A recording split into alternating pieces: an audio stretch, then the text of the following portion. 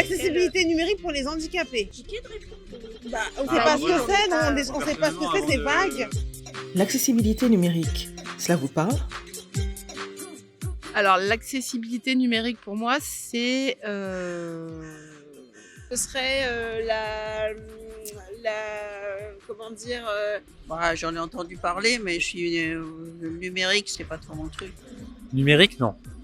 L'accessibilité numérique est un droit fondamental. C'est la possibilité pour toutes et tous d'accéder aux plateformes numériques, quelles que soient les limitations physiques, technologiques ou environnementales.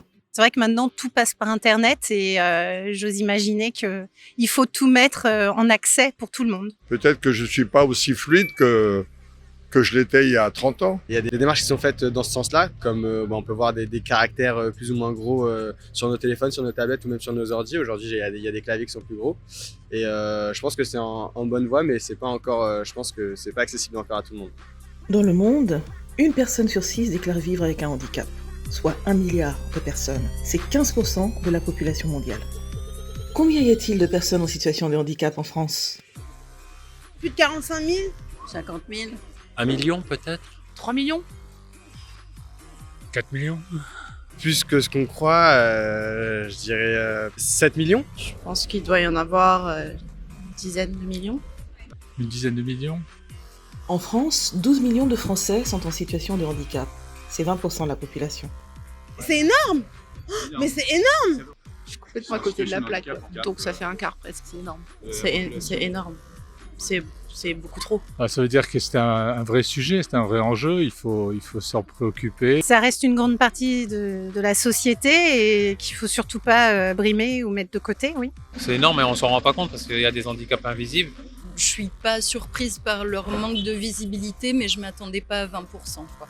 L'accessibilité numérique est une obligation légale depuis la loi de 2005 pour les acteurs publics et depuis 2019 pour les entreprises privées avec un chiffre d'affaires supérieur à 250 millions d'euros.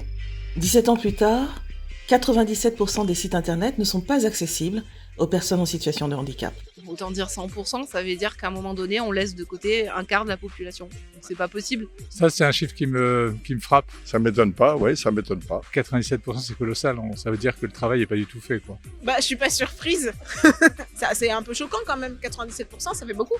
C'est lamentable parce que clairement, ça signifie qu'on évince une grande partie de notre population. Parce que la majorité des informations se trouvent en ligne, quoi. Enfin, si on n'a pas accès à ça et qu'on ne peut même pas demander de l'aide, c'est encore plus excluant. Ça me paraît inimaginable en 2022.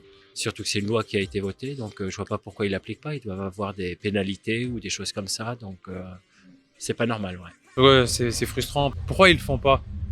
Parce qu'ils sont pas assez taxés, ils préfèrent payer une amende. La non-conformité est passible de 20 000 € d'amende par an et par site ou application. Que diriez-vous aux acteurs publics et aux entreprises privées à ce sujet ? Il faut probablement instaurer des règles, forcer les entreprises à le faire avec des engagements et des pénalités. Il y a plein d'entreprises qui préfèrent payer et pas respecter les lois, on le sait. Les gens préfèrent la rentabilité, il y a moins d'empathie. Et je suis un peu fataliste, et j'aimerais que ça change. Déjà, les contrôler systématiquement pour que vraiment ils la payent, cette amende, peut-être l'augmenter. Plus de répression, malheureusement, c'est triste, mais faut taper sur l'aspect financier. Je pourrais leur dire qu'ils s'assoient sur un quart de leurs clients. C'est des acteurs de notre économie ou de notre vie de tous les jours qui sont importants, donc il faut les prendre en compte. Et valoriser l'insertion des personnes handicapées au sein des entreprises, ce qui permettrait aux employeurs de comprendre à quel point c'est une richesse dans notre pays. Ça vient de notre éducation. Je pense qu'il faudrait peut-être revoir à l'école certains fondements. Ça serait important déjà de confronter nos enfants les uns envers les autres pour qu'il y ait déjà une grande ouverture d'esprit. Et comme on grandit, du coup, on inclut peut-être un peu plus facilement ce genre de choses. Il faut de la sensibilisation dès le plus jeune âge, en fait. Apparemment, c'est pour les prochaines générations, quoi. Faire, des campagnes de formation, des campagnes de sensibilisation des entreprises, pour ouvrir, déjà la parole sur ça, pour ouvrir des aides sur ça. Ce serait la moindre des choses, quoi. Donner de la valeur aux gens qui ont effectivement des problèmes, montrer que c'est pas des sous-humains, qu'ils ont des capacités, quelquefois des capacités supérieures dans d'autres style de vie, démontrer, montrer, et puis peut-être un peu forcer un peu parfois. 20% de la population, 97% de non-accessibilité. Je crois que le mot obligé, il est très bien. On n'a pas trop le choix. Il y a état d'urgence parce on doit, et je pense que l'État est en mesure de pouvoir protéger chaque individu, chaque citoyen. Et une personne qui a mobilité réduite n'est pas un sous-citoyen. Il serait temps que notre gouvernement mette en place de nouvelles procédures pour faciliter aussi ces personnes en handicap pouvoir bénéficier des mêmes droits que nous. Be Player One, l'accessibilité numérique au service des personnes en situation de handicap.